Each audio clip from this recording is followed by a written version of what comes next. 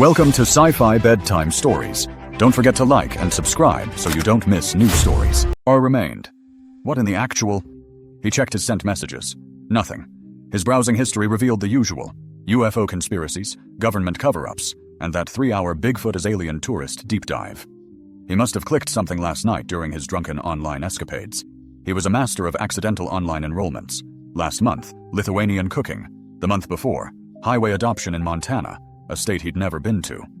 This was probably some elaborate scam, he told Sergeant Terror, who appeared silently on the counter, a furry ninja of judgment. But instead of millions, they offered cleaning. The cat's stare conveyed disapproval and worry over Kyle's mental well-being. Sergeant Terror, rescued from a '87 Camaro's engine, clearly inherited the car's attitude. Kyle's trailer, a testament to his life, was a chaotic masterpiece of pizza boxes, defying gravity and food safety. His microwave held what was once Dr. Pepper, now a new life form. Conspiracy theory printouts papered the walls, an FBI analyst's worst nightmare. But it was home, a place where chaos reigned. Chaos that accepted cereal for dinner and 4-day-old NASA t-shirts. His phone buzzed. Mrs. Henderson, in all-caps fury, texted, "Kyle, something's glowing on your lawn. Another project? My tomatoes are nervous." Kyle shuffled to the window, parting a curtain resembling existential despair and beige. His lawn, a generous term for dirt and dead grass, glowed. A silver suitcase pulsed softly, like a rave for luggage aficionados. Sleek, aerodynamic, and utterly unlike anything Kyle owned. "Okay," he told Sergeant Terror, who watched from the window. "That's new?" The cat's twitching tail translated to, "I told you so." Kyle grabbed a hoodie and went outside. The scent of Mrs. Henderson's roses mingled with the trailer park's sewage, familiar, comforting smells. The suitcase, however, was anything but comforting. Close up, he saw etched symbols. The hieroglyphic-like scrawl looked like a mathematician's meltdown. Its glow pulsed, a rhythmic heartbeat, a priceless art piece. "Please, no bomb," Kyle whispered, dreading an ATF explanation. The suitcase, defying physics, unfolded not like luggage, but intricate origami, dimensions beyond comprehension. Panels shifted, revealing an interior larger than its exterior. Impossible, yet inevitable, like discovering a portal to Cleveland in his microwave. Light exploded, forcing Kyle to shield his eyes. When the glow subsided, a tiny purple woman stood there, a hazmat flight attendant hybrid. 3 feet tall, eggplant-hued skin, eyes dominating her face, silver hair styled with military precision. She clutched a clipboard of impossible material. "Kyle Rivers, 774991, Alpha Zulu," her voice melodious yet businesslike. "Zerotics, 12 Shadows, Senior Sanitation Specialist, Stardust and Sanitation Incorporated. Assigned to your domicile for spatial optimization and biohazard containment." Kyle gaped. "Biohazard containment? That's not cleaning?" "Zerotics, Zurley," he decided. Scrutinized her clipboard, surgeon-like. "Standard protocols require assessment. Sensor data indicates challenging living space." She paused, a flicker of something like a shudder. "Look, Zurley, there's a mistake. The Galactic Labor Exchange operates under contract," she interrupted, producing a starlight tablet. "Your neural signatures bonded. Termination requires completion or biometric cancellation." His life spiraled into uncharted, dragon-infested territory. "Neural signature? What?" "You're stuck with me until you say, 'Okay, clean.'" Pressing his thumb to the scanner, Zurley showed him his face on the tablet, unsettlingly detailed. "Fraudulent cancellations require contractor authorization. I don't recall signing up. Intoxicated enrollment accounts constitute 37% of our clients," Zurley stated, a seasoned professional delivering this line. "Impaired judgment equals binding commitment under galactic commerce regulations." "Galactic regulations?" Kyle repeated slowly. "Exist? Begin assessment, or shall we discuss while contamination increases?" Zurley already moved towards his trailer, surprisingly fast. Kyle followed, helpless. His hangover and cryptic text had led to this. Tuesday was memorable. At his door, her scanner beeped, scientific yet deeply worried. Multiple biohazards, structural issues, sentient organism of unknown origin. "That's Sergeant Terror," Kyle said, opening the door. "He's a cat." "Designation, Sergeant Terror," Zurley wrote. "Preliminary assessment. Organism achieving dominance. Kind, when to avoid pushing. All right, he conceded. 1 week, but if this place ends up resembling a spaceship showroom, I'm writing a bad review. Your place currently resembles a crime scene, but improvement is statistically inevitable. Fair enough. Kyle grabbed his keys. I'll be at Murphy's if needed. Try not to achieve world peace while I'm gone. Mr. Rivers? Zerly called as he reached the door. Thank you. Kyle paused, something about her tone pulling him back. For what? For not canceling the service. She was unpacking equipment from her boundless suitcase. Most humans would press the button by now, he said, surprising himself. Most humans don't have a trailer classified as a biological weapon. Maybe I need the help. He left Zerly to her work and headed for his truck, pondering the situation. He heard the quiet hum of alien technology, Sergeant Terror engaged in philosophical debate, and the unmistakable sound of comprehension. Tuesday was definitely unforgettable. At Murphy's, Kyle explained his situation to Frank, the veteran bartender, whose eyes held the philosophical detachment of a man who had encountered anything and everything. So she's cleaning your place? Frank asked. That's what she says. A clandestine meth lab, not just a slovenly existence. Kyle's trailer reeked of regret and pizza grease. Even war zones boasted better hygiene. Frank, a National Guard cook, had only known a war when the mess hall ketchup ran out. Still counted, Frank chuckled, tossing Kyle a beer. So what's she like, this alien? Kyle pondered. Professional, intense, startlingly small. Her speech, like a technical manual's recitation, yet a moment lingered, her gratitude for the service not being cancelled. More than just cleaning, Frank pointed out, was clearly at play. Remember that girl from the auto parts store? 3 months in your garage organizing it? Different. Jessica was fleeing her ex-husband, not some intergalactic cleaning service. Kyle doubted this. Perhaps Jessica had a meticulous cover story. His phone buzzed. Preliminary assessment complete. Returning to base camp. Hazmat protocols in effect. Do not enter domicile until further notice. Base camp, Kyle showed Frank. An hour in, and she'd already established a base camp. Military types, Frank mused, his nod knowing, seasoned by veterans' coffees. Turn everything tactical. My nephew's the same way. Can't even make a sandwich without a perimeter. Another buzz. Kitchen table successfully negotiated. Ceasefire holding. Industrial sanitizer. Possibly a priest. A combat zone report, Kyle said, showcasing the screen. Maybe she is.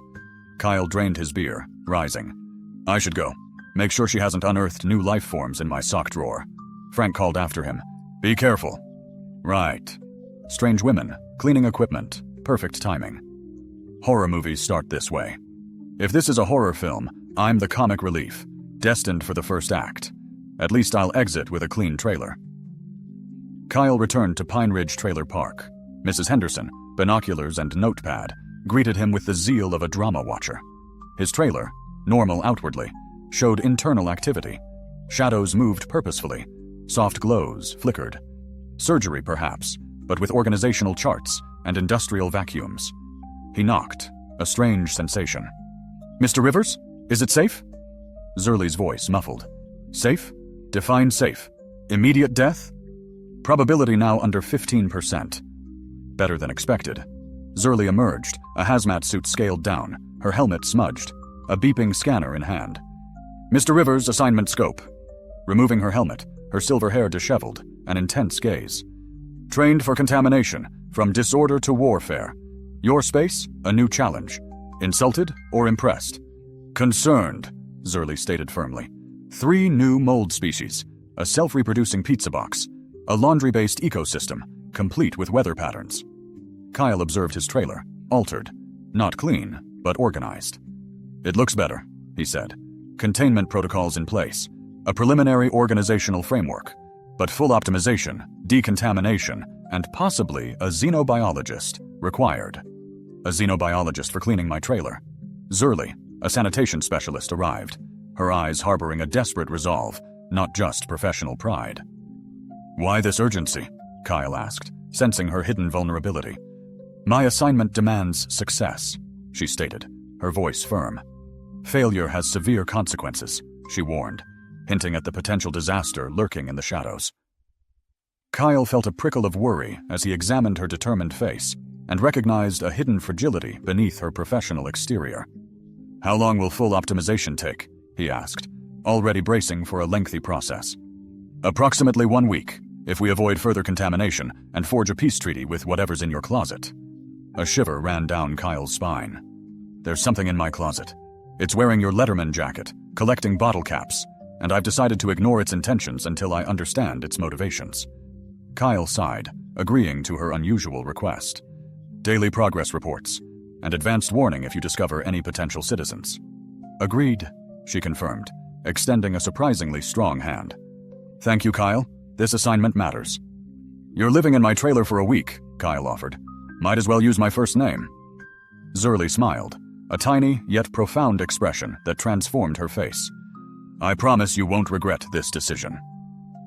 Kyle found his trailer, a disaster zone transformed by her presence. I already regret most of my decisions, Zerly. This one's intriguing.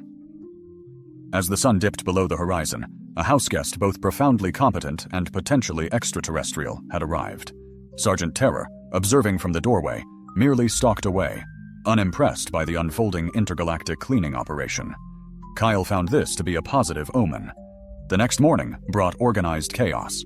Metal clashed with rhythmic precision, and machinery hummed like a NASA mission control center.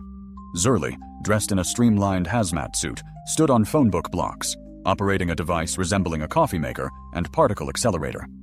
Good morning, Kyle, she greeted, without looking up. Biological threats neutralized, temporary operations base established. Her kitchen, transformed into a functional workspace, gleamed with otherworldly cleanliness. Did you sleep? He asked. Sleep is inefficient under deadline pressure. However, I monitored your entertainment for 2.3 hours, studying human culture. Zerly, observing his TV showing a vegetable chopper infomercial, noted, Your species has a complex relationship with kitchen appliances and monthly payment plans. A screen-shouting voice pierced the air. Zerly, finally lifting her gaze, asked, Is this ritualistic humiliation? Just capitalism, Kyle countered, moving toward the hopefully still operational coffee maker. Americans lap anything up, so long as the pitch is loud enough and financing is offered. Zerly's vast eyes widened slightly. Fascinating. Your economic system hinges on persuasive volume and deferred payment. This illuminates your living conditions. My living conditions stem from poor choices, not economic theory, Kyle protested, then paused as he saw Zerly's enigmatic device had replaced his coffee maker. Speaking of, what happened to my coffee maker? It achieved sentience at 3:47 a.m. and commenced communicating in an unsettling, bubbling rage, Zerly explained, matter-of-factly. I've quarantined it until its galactic security threat potential can be assessed. Kyle stared. My coffee maker became sentient? Your entire kitchen was evolving. I had to swiftly prevent a catastrophic ecosystem collapse. She pressed a button, releasing the most exquisite coffee Kyle had ever tasted. A temporary solution until standard appliances can be safely reintroduced to the environment. He inhaled deeply, the aroma intoxicating. This is incredible. What is it? A blend of earth beans and a mild Andromeda stimulant, Zerly said, watching him. I meticulously calculated the optimal caffeine euphoria ratio based on your apparent dependency patterns. The brew tasted like liquid heaven. Kyle felt a surge of appreciation. Holy, this is amazing. I'm pleased. I questioned if human biochemistry could accommodate Andromedan enhancements. Enhancements? Should I worry about my insights? No more than your past coffee habits, Zerly said, a reassurance Kyle gratefully accepted. Now today's optimization schedule. She revealed a clipboard, now a tablet military tactical display, showcasing 17 discrete zones requiring decontamination. The bathroom alone needs hazmat procedures comparable to a small nuclear incident cleanup. Excessive, Kyle commented. The shower curtain has evolved into a rudimentary intellect, composing poetry in soap scum. Bad poetry. Kyle glanced toward his taped-off bathroom. What sort of verse? Mostly complaints about temperature and better ventilation requests. I've pledged to address its demands through negotiation. Negotiating with your bathroom? Diplomacy frequently excels over chemical warfare, particularly with evolved organic matter. She jotted a note. But specialist intervention might be required if representation in local government is demanded. Kyle was truly impressed. You're taking this seriously.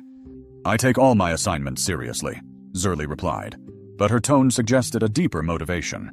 Your living space presents exceptional challenges requiring innovative solutions. Solutions like interdimensional coffee makers. She corrected, that's a temporal stabilizer with beverage functionality. He watched her for an hour, amazed by her structured approach to chaos. She treated every item like an artifact, meticulously cataloging and organizing his life into something resembling functionality. She held a framed photo. That's Jessica, my ex-fiancée. We were supposed to marry 3 years ago. What happened? She wanted ambition, not a garage workshop for revolutionary automotive innovations. Zurli studied the photo intensely. She appears to display what humans call a fake smile. I've observed this phenomenon in your entertainment transmissions. Yeah, Jessica was good at fake smiles, among other things. His emotional response suggested, the parting cut deep, Zurli murmured, carefully placing the photo down. Yet you cling to this image. The pain must linger. Kyle paused, absorbing her words. I suppose it's there to remind me of the cost of failure. Zurli tilted her head. Or perhaps, she suggested softly, it's a stark reminder of ingratitude, of your value being overlooked. Kyle's gaze sharpened, surprised by her perception. That's surprisingly insightful, considering your limited experience with Earth. I discern patterns, Zurli replied, her voice even. It is a fundamental aspect of my training. Training for what, exactly? Because I'm beginning to suspect galactic sanitation is far more involved than I initially understood. Zurli's expression became carefully guarded. Sanitation specialists are trained across many fields: cultural understanding, biological hazard assessment, diplomatic negotiations. Diplomatic negotiations. Cleaning often necessitates mediating conflicts, she added, shifting her attention to a stack of car magazines. These publications center on mechanical enhancement and underdressed human females. Is this representative of your species' technical manuals? Kyle grinned, a touch embarrassed. Those are car magazines. American men. We have a complicated fascination with cars and attractive women. Fascinating, Zurli noted, scribbling on her digital clipboard. Your species links mechanical prowess with procreation capabilities. More like we link both to things we can't afford, but dream of owning. Zurli recorded this observation.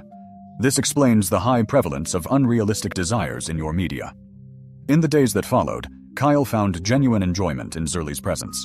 She regarded human customs with an anthropologist's inquisitiveness and a scientist's precision, resulting in observations both funny and keenly perceptive.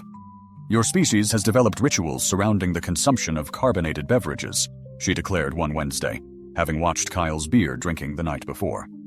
Specific ceremonial actions, the opening, the initial taste, the expression of contentment, which hints at significant cultural importance.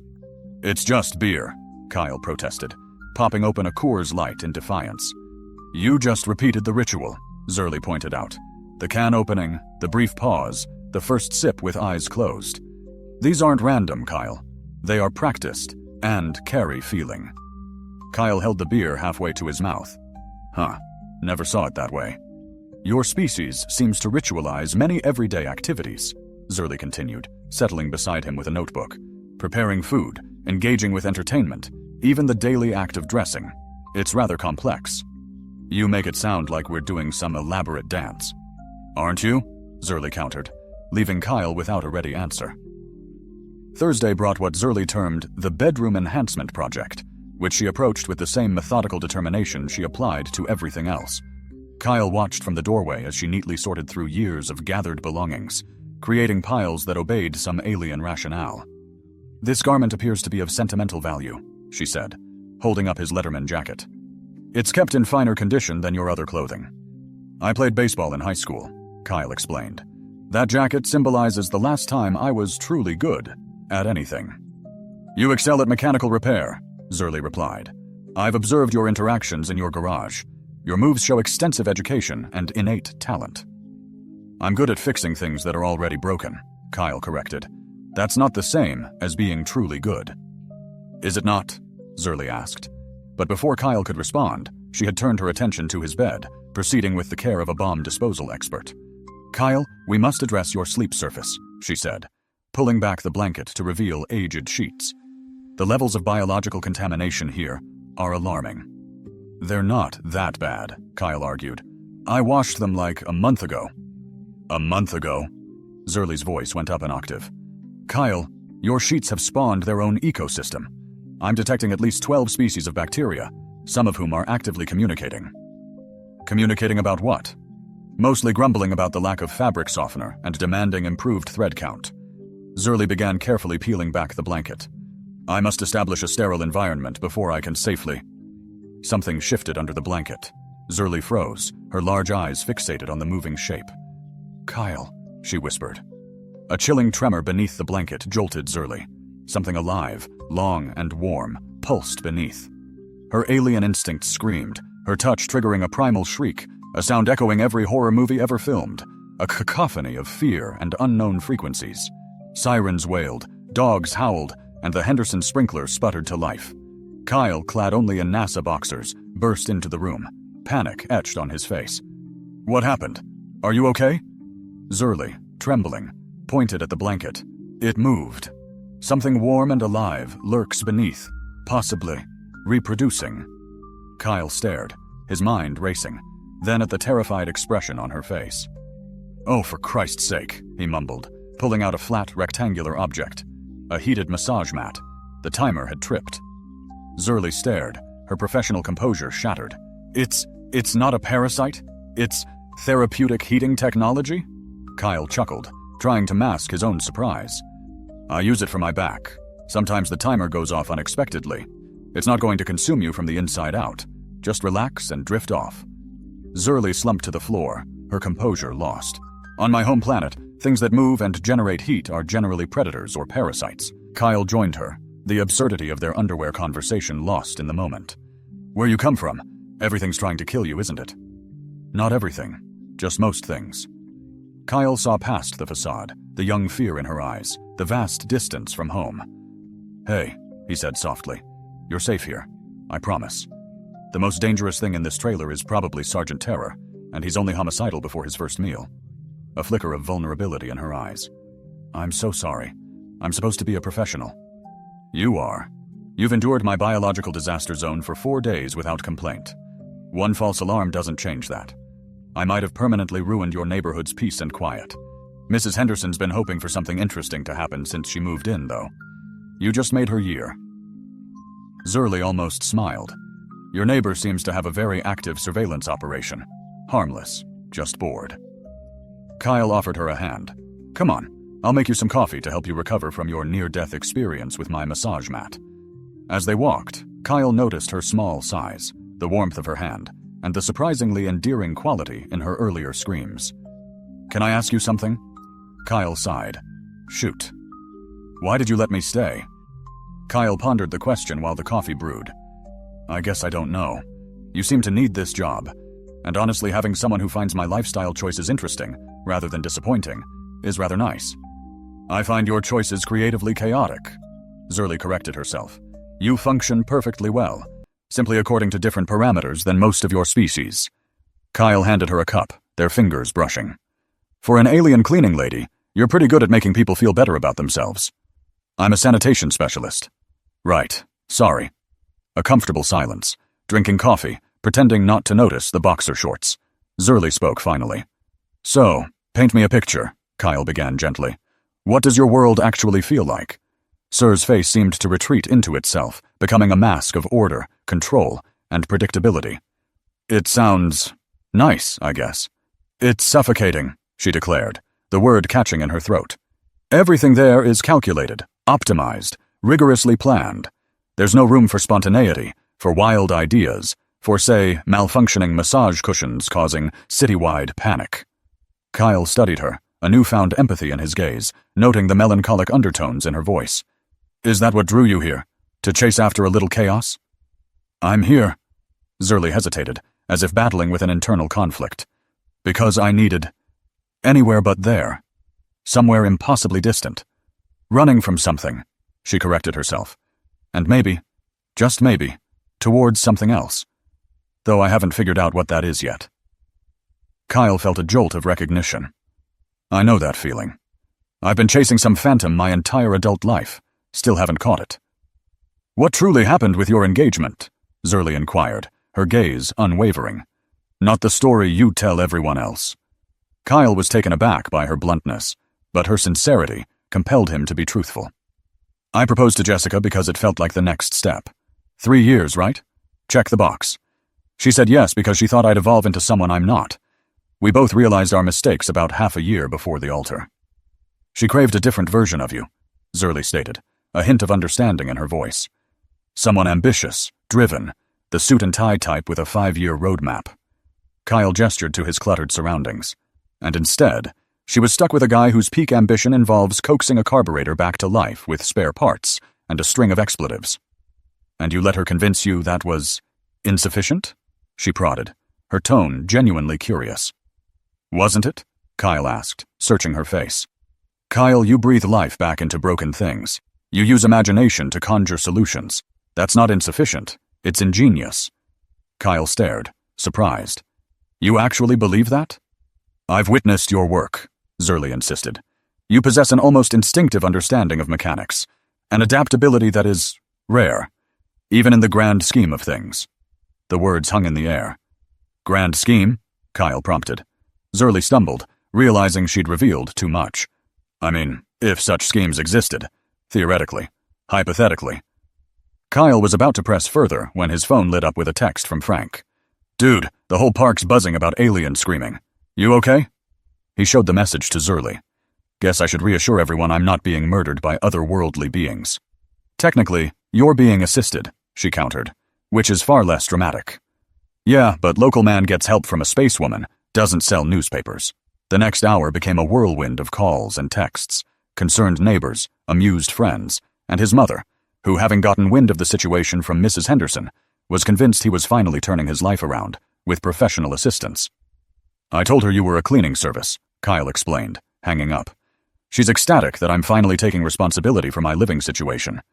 Your mother seems supportive. She's been waiting for me to hire a maid for 15 years. The fact that you're from another planet is just icing on the cake.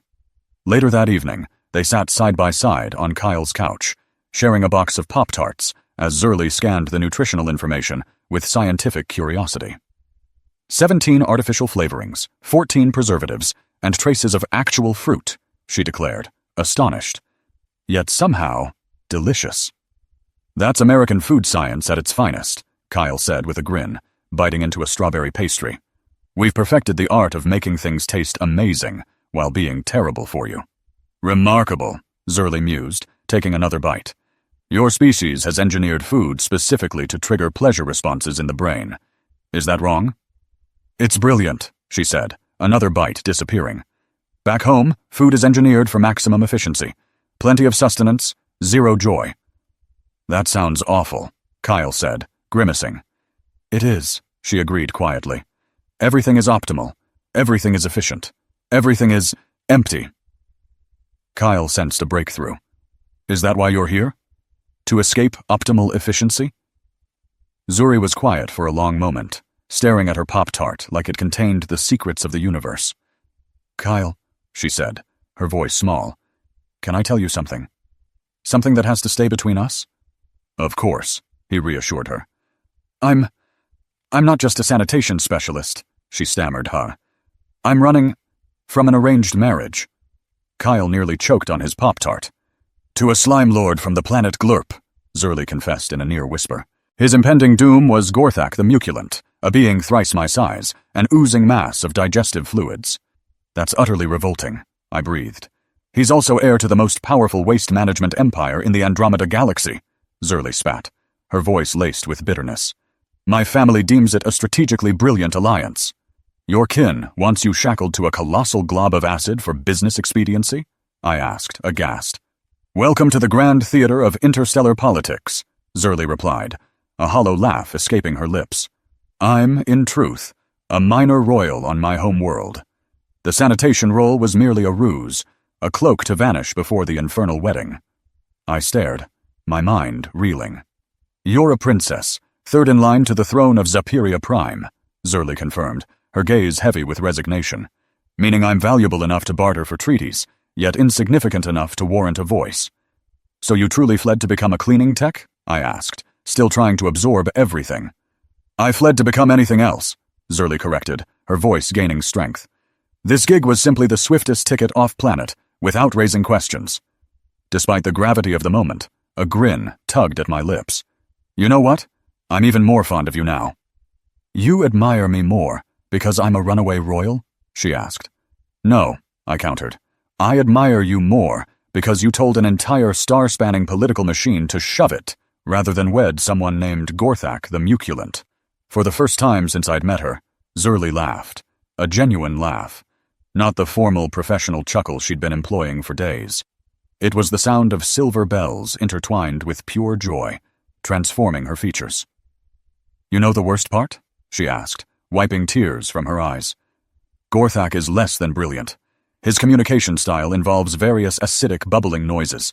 That's not a conversation. It's a lab experiment. Precisely, Zurli exclaimed, her frustration resurfacing. I tried to convey to my family that I desired someone with whom I could connect, someone who shared my passions, someone who didn't view me as a mere political tool. And they said I was being unrealistic, that love was a luxury I couldn't afford. Her expression clouded with sadness. They're likely correct. They're absolutely wrong, I stated with newfound conviction. You deserve someone who cherishes you for the marvel that you are, not for your utility or political advantage, but because you're clever, amusing, and adorably startled by massage mats. Zurli looked at me, her expression unreadable. You think I'm amazing? She asked softly. I think you're the most captivating person I've ever encountered, I replied honestly, and that includes the individual who attempted to sell me a time machine at a truck stop. You met someone who offered time travel? Zurli laughed again, the sound lighter this time. That's a long story. The point is, you're too precious to be traded to some slime monster for political expediency. Thank you, Zurli whispered. No one has ever said that to me before. They sat in a comfortable silence, the shared burden creating a new intimacy. So what now? I asked, the question hanging heavy. Will they seek you out? Eventually, Zurli admitted, the weight of the admission on her shoulders. But this gig provides adequate cover. So long as I complete assignments successfully, I can remain hidden within the bureaucracy. And if you fail? Then, I pushed. Then I am recalled to headquarters for performance evaluation, Zurli said grimly, which would thrust me right back into the system I'm desperately trying to escape. The stakes were clear now. That's why this job is so critical to you. It's more than critical, Kyle, she said, her voice tight with fear. It's everything. If I cannot prove my competency, I'll be forced to return to marry Gorthak, spending the remainder of my days being slowly dissolved by my own husband. That's not going to happen, I said with surprising conviction. We'll ensure you ace this assignment. I paused, realizing my mistake. Hey, this is my trailer. I'm invested in the outcome now. Zurli smiled, and a warmth spread through my chest. An alien sensation unrelated to alien coffee and everything to do with the way she was looking at me, like I was genuinely worth something. You know, I said, attempting to lighten the mood, for a runaway princess, you're remarkably skilled at making Pop-Tarts seem like gourmet fare. And you know, she countered, her eyes sparkling, for a human disaster zone, you're quite adept at making me feel like I'm not entirely insane for running from my entire life. I was about to reply when my phone buzzed with a text from Mrs. Henderson. Kyle, there are lights in the woods behind the trailer park. Strange lights. Are you expecting more of your alien friends? I showed Zurli the message, watching as the color drained from her face. That's not good, she whispered, her eyes wide with terror. More cleaning service personnel? I asked. No, Zurli said, already reaching for her equipment. Those would be extraction agents. They've located me. Extraction agents? Galactic enforcers, dispatched to retrieve runaway royalty, she explained. Her voice strained. Her professional composure, Zurli's composure, hardened. They aren't here to parley. Kyle's blood chilled, unrelated to the night air. What can we do? Zurli consulted her scanner. Pray they haven't pinpointed my location yet, and hope their abilities pale compared to mine. Outside, eerie lights pulsed, not friendly beams, but sterile, cutting through darkness like scalpels. Zurli, Kyle whispered, how deep is this trouble? The massage mat incident is now a delightful memory, she answered, hardly reassuring. The lights drew closer, moving with calculated precision, a deliberate search. This isn't random, Kyle realized. They know what they're doing. How long? He asked, watching Zurli frantically condense equipment into an impossibly small suitcase. Based on their methodology, about 12 minutes before they isolate us, she replied, her cool facade cracking. Kyle, understand. These aren't negotiators. They're retrieving royal property. Royal property? Me? Zerly stated bluntly. They see me as a malfunctioning asset to be reclaimed. A surge of protective anger coursed through Kyle. Like hell they are. Kyle, these are trained extraction specialists with tech that makes my gear look like caveman tools. They lack something I have, Kyle retorted, heading to his garage. What's that? Absolutely nothing to lose. He yanked the tarp off his latest creation, a lawnmower crossbred with a karaoke machine, held together by duct tape. Ugly, improvised, insane, perfect. Kyle, what is that thing? Zerly asked, aghast, like she was identifying particularly exotic roadkill. A gravity amplifier, Kyle said, adjusting connections with practiced ease. Worked on it before you arrived. Never got to test it. Lawn care meets entertainment. Hey, the principles are sound, Kyle protested, starting the engine. Magnetic fields, harmonic resonance, a killer sound system. What else? The device roared to life, a symphony of motorcycle, jet engine, and death metal. Kyle felt the familiar thrill of creation, disparate parts becoming something extraordinary. Kyle, this is insane, Zerly said, grinning despite herself. You built a gravity device from spare parts? I built it from boredom, Kyle corrected. That it might save your life is a bonus. The lights closed. Voices, inhuman. A blend of computer interface and aggressive GPS. Time to go, Kyle said, gesturing to his truck. We're taking this show on the road. Where to? Anywhere but here, Kyle said, loading the amplifier with practiced ease. I know every back road. Let's see how they handle a car chase. Zerly climbed in, her small frame swallowed by the seat. Kyle, I appreciate this, but no buts. Kyle started the engine. They see you as malfunctioning property? I fix broken things. Time to return the favor. Kyle sped out, leaving dust and Mrs. Henderson's shouts. In the mirror, he saw lights converging on his empty trailer, satisfied they'd find nothing but Sergeant Terror and a confused coffee maker. They'll track us, Zerly said, checking her scanner. My equipment is still broadcasting. Then we use that, Kyle said, turning onto a dirt road towards the old amusement park. If they're tracking you, they'll follow us right where we want. Where? Wonderland Heights, Kyle said. He gestured toward the decaying amusement park, a graveyard of broken dreams and legal nightmares, stating it closed 5 years prior after the Tilt-A-Whirl incident. Perfect for a gravity amplifier field test. The park stretched before them, a post-apocalyptic wonderland. Rusted rides clawed at the sky, mechanical skeletons against a faded backdrop of family fun. Kyle found a strange comfort in the cheerful decay. This place is depressing, Zerly murmured as they breached the gates. This place is perfect, Kyle countered, his voice laced with determination. Tons of cover, escape routes aplenty, and enough metal to scramble alien tech. Headlights pierced the darkness behind them, cold, clinical beams like surgical instruments. The agents had arrived. Kyle, they're here. Zerly's voice tightened with anxiety. Excellent, Kyle replied, maneuvering his truck near an ancient roller coaster's base. Let's see what good old American know-how can do against their fancy galactic efficiency. He ignited the gravity amplifier.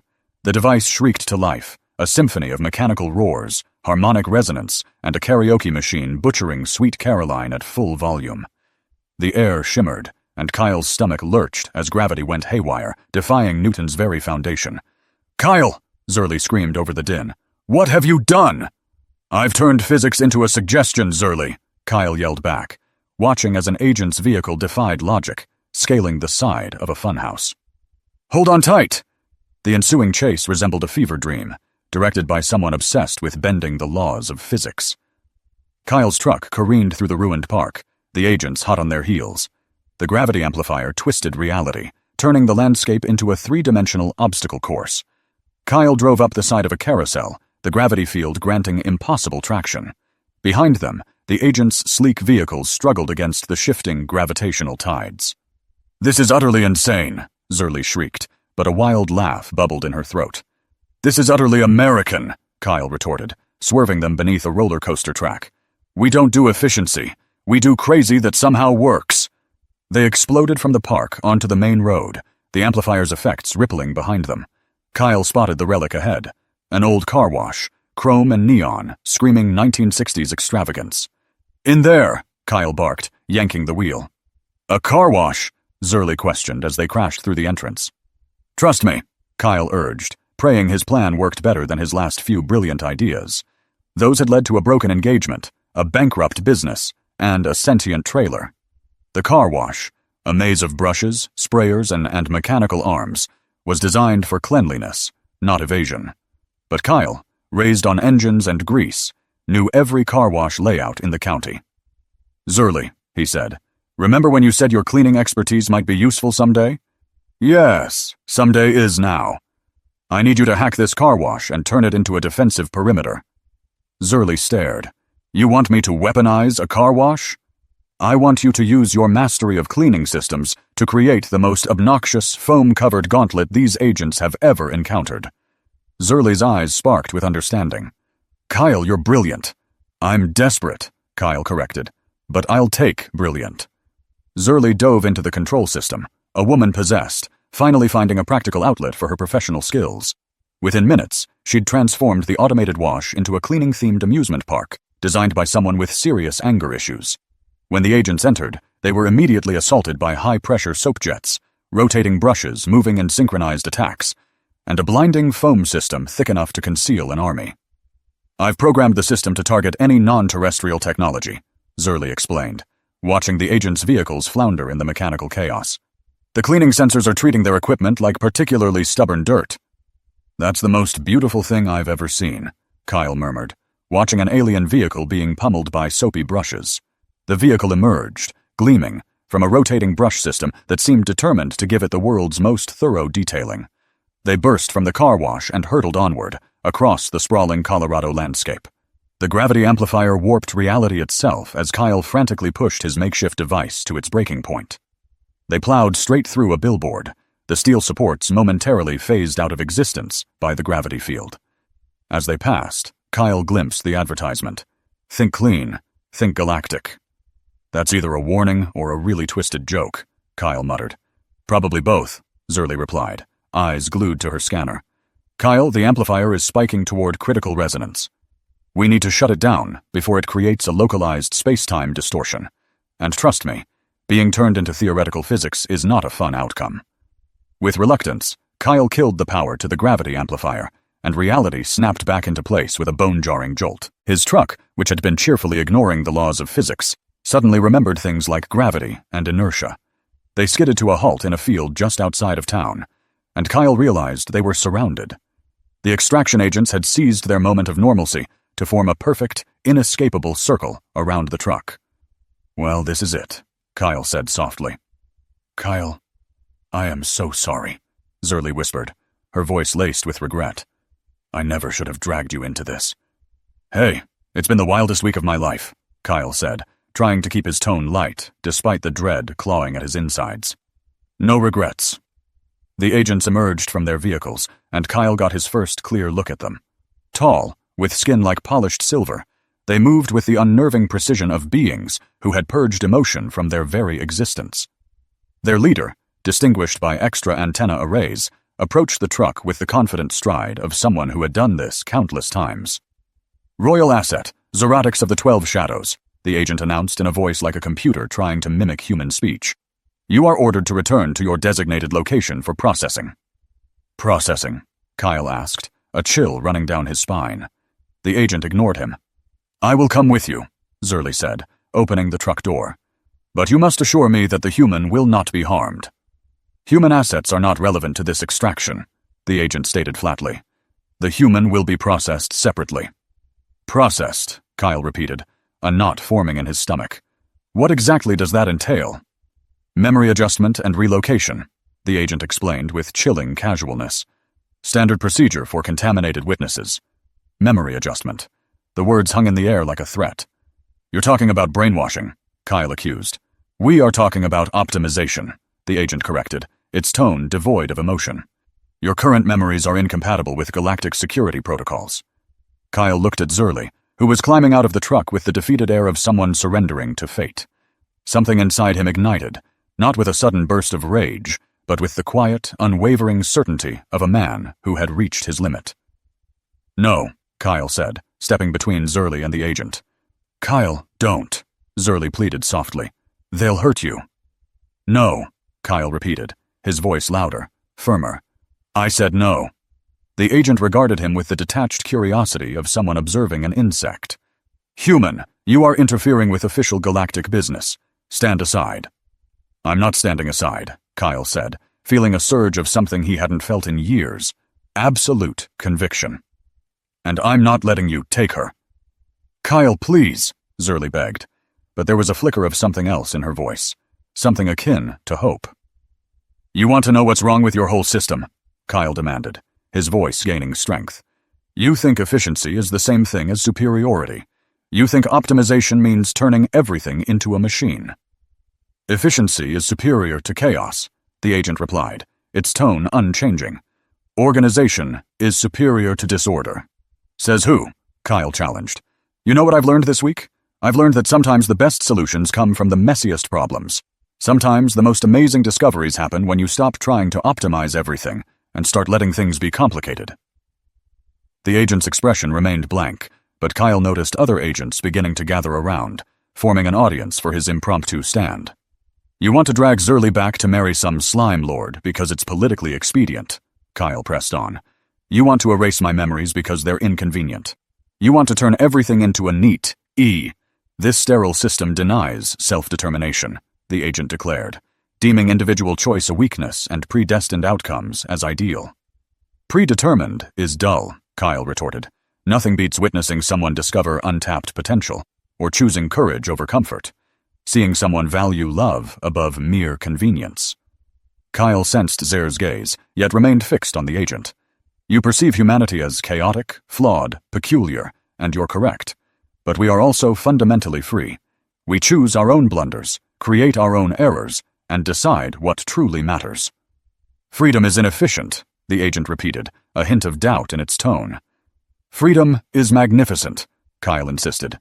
"And if you intend to strip it from her, from me, from anyone, you'll have to confront every single one of us, every chaotic, messy, wonderfully inefficient human on this planet." The agent's prolonged stare left Kyle questioning his sanity, fearing memory erasure, or worse. Then, a familiar voice echoed from behind. "Actually, you'll have to contend with me first." Kyle turned to see Sergeant Terror, not the usual beer-guzzling feline, but a focused, intelligent creature perched on his truck, a small, softly glowing blue collar around its neck. "What the hell?" Kyle stammered. "Kyle Rivers," Sergeant Terror projected directly into his mind, its feline voice surprisingly clear. "My apologies for the ruse. Operational security necessitated it. I am Agent Whiskers, classified designation of the Terrestrial Defense Initiative." Sergeant Terror elaborated. "I was tasked with monitoring potential extraterrestrial contact in this region. I'm a cat, enhanced by a local UFO enthusiast group that, as it turns out, was a legitimate research organization."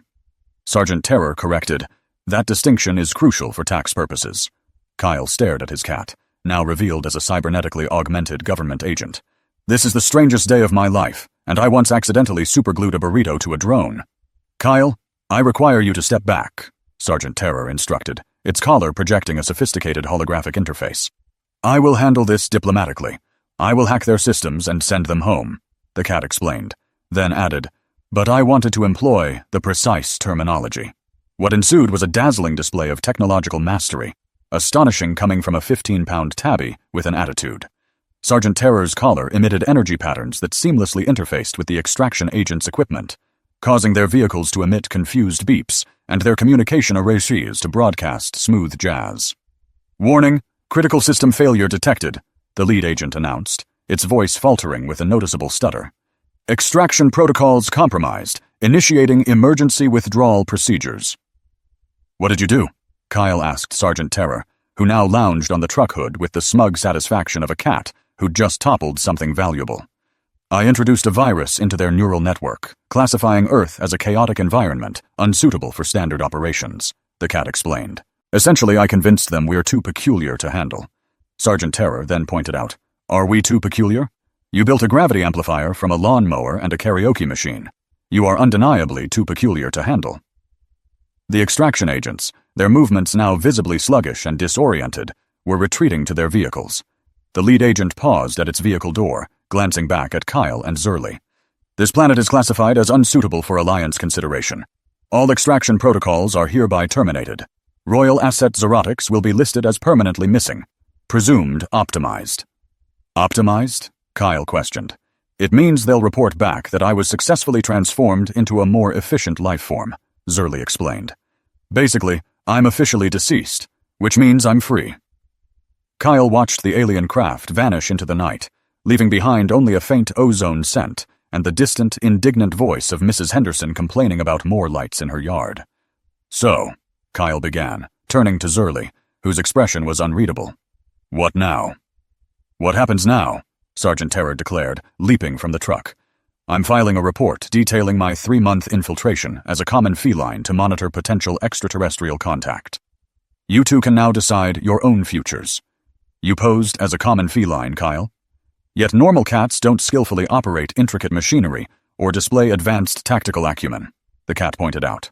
I assumed you'd grasped that when I kept mending your coffee maker. You were fixing my coffee maker? Someone had to. That appliance was a biohazard. Kyle glanced at Zerly, whose smile evoked a simultaneous warmth and tightness in his chest. Remarkably well. For a princess fleeing an arranged marriage, you're handling this, he remarked. Surprisingly adept at articulating concepts of freedom and choice for someone in a state of human disarray, she retorted. I had excellent inspiration, Kyle replied, realizing he stood close enough to discern the glint of gold within her vast eyes. Kyle, she murmured. Thank you for what? For protecting me? For confronting them? For making me realize that sometimes the most crucial choices defy all logic to outsiders. You are welcome, Kyle responded, finding himself grinning despite their recent ordeal. So what are your plans now? You're truly liberated. No more forced unions. No more royal duties. I desire to explore human culture further, Zerly stated. I aim to comprehend your affinity for marshmallows in hot chocolate, your penchant for rewatching television programs, and your belief that constructing gravity amplifiers in your garage is a sensible pursuit. Those are indeed excellent inquiries, Kyle agreed. And fortunately I know an expert in human eccentricities eager to offer comprehensive explanations. I anticipated that response. 3 months later, Kyle awoke to a symphony of organized pandemonium. Metal clashed against metal with precise rhythm. Within his trailer, machinery pulsed with the efficiency of NASA's mission control. This time, however, he knew what to expect. Zerly stood in the kitchen, manipulating a device resembling a coffee maker fused with a particle accelerator. She wore one of his old t-shirts as loungewear and had somehow imbued his cluttered kitchen with a semblance of functional order, all while preserving its inherent character. Good morning, Kyle, she greeted, looking up from her contraption, her smile illuminating his entire day. I've successfully optimized your coffee preparation, maintaining the delightful disarray you seem to favor.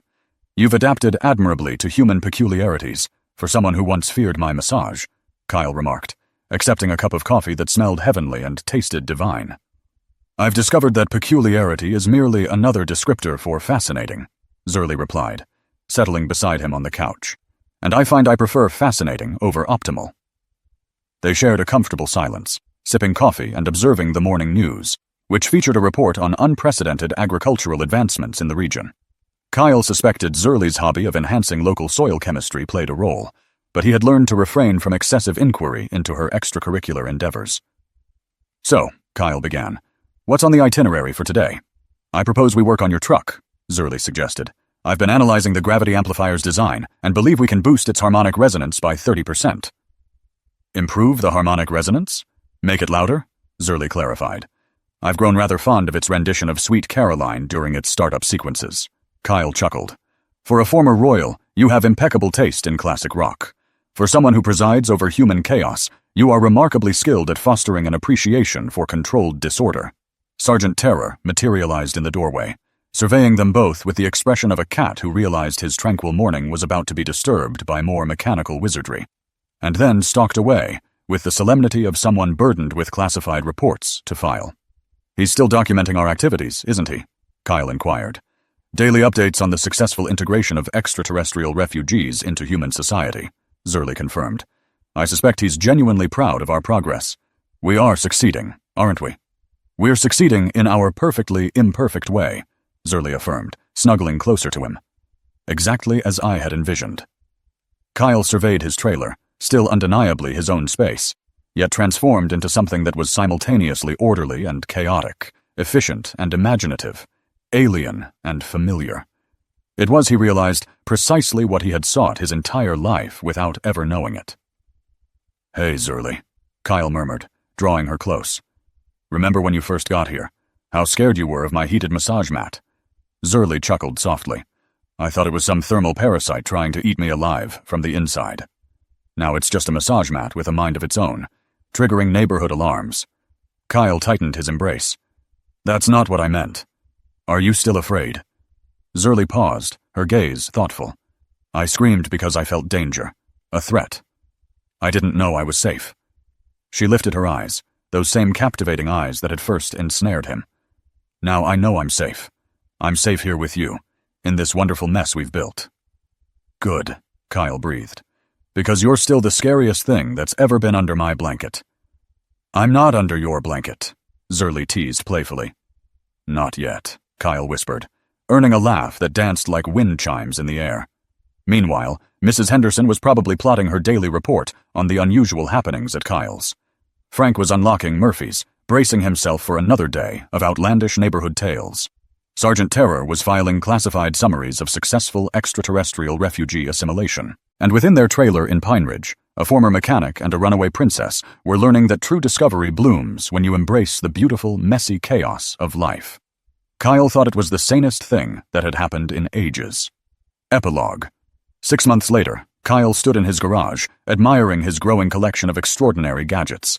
Beside the gravity amplifier sat what Zurli called a temporal stabilizer with beverage functionality, and Kyle called the best damn coffee maker in the galaxy.